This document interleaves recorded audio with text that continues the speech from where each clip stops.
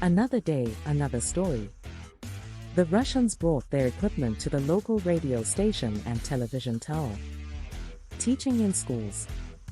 We have a lot of teachers gone away. The children don't study. In the district, they forced us to study in Russian, to switch to a Russian program. But the children studied in Ukrainian, so the leadership decided to make a forced vacation. Children were given supplements to their diplomas. There are rumors that teachers are kidnapped. What they want from them, we do not understand. Medicine. The doctors started to leave the settlement, too, the head doctor, the surgeon, the gynecologist, with whom pregnant women have been contracted for cesarean deliveries. It's a horror. We have a lot of sick older people who, God forbid, could get worse. What to do then? Where to go for help? Taking them to Zaporizhzhia is also not an option, because there are no corridors, cars are bombarded. It's not safe, but people can't wait with their illnesses. Medicine. For a long time there were no drugs delivered to the pharmacies. Because of the panic, people began to buy up even what they did not need. The shelves in pharmacies are empty. I couldn't buy cough medicine for my child because there was none. We were saved by a girl who found volunteers who bought medicine in Zaporizhzhia and brought it to us. There are diabetics in the village, they have the highest blood sugar levels. There is no one to turn to and we had to wait a long time for the medicine. Recently one of the pharmacies brought medicine from Russia. Law enforcement. We have had no police force since day one of the war.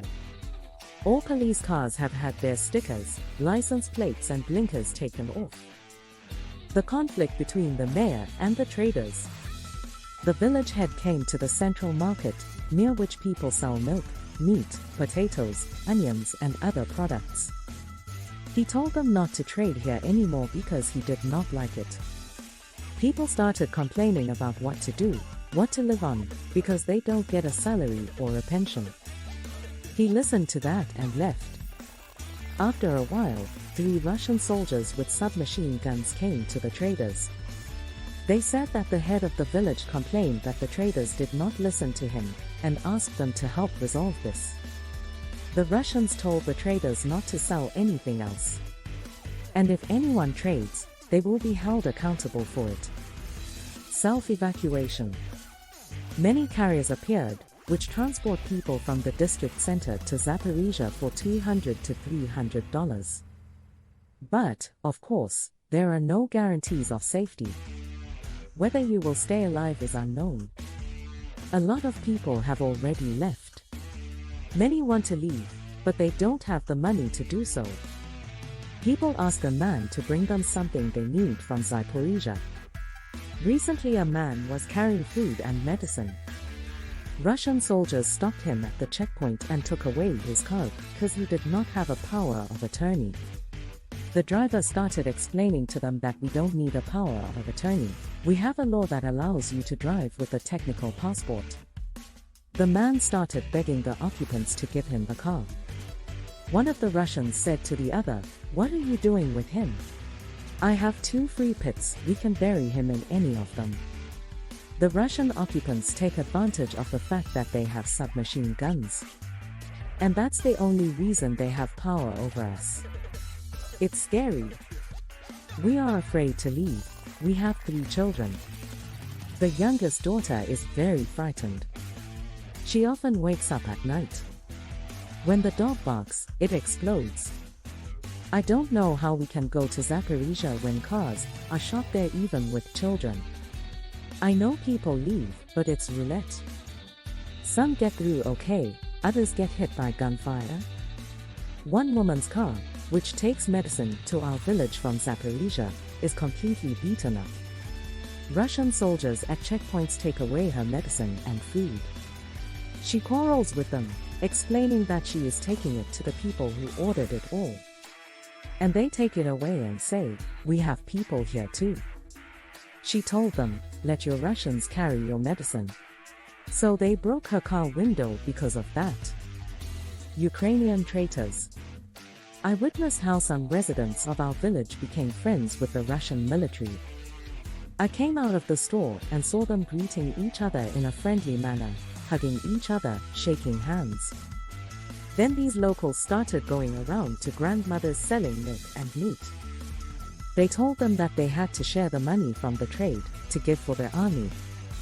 They collected money from everyone who sold something and said that they would send it to the Ukrainian army. But none of our terminals work. So they couldn't send the money to the Ukrainian army.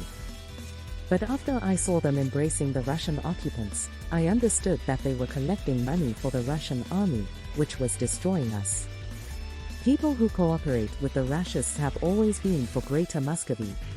The Ukrainian flag, let it be Ukrainian, the Russian flag, let it be Russian, so that no one touches us, so that it is quiet, some residents say. In the district center, they say, they are even swapping passports for Russian ones. And they are removing all equipment and fertilizers from the plants to Crimea. Humanitarian assistance. No humanitarian aid is being delivered to us. The authorities don't encourage this. It's good that they can order volunteers to buy medicine in Zaporizhia and bring it to us. It is very hard to live under occupation. We do not know what to do. We are very worried about the lives of each of us, especially children. We want to live in our country, we want to work here, we want our children to live, study and work. We want to build our happy future in our country. We are being wiped off the face of the earth. But we will fight to the last man. I believe that everything will be Ukraine. Glory to our Ukrainian defenders. Thanks for watching.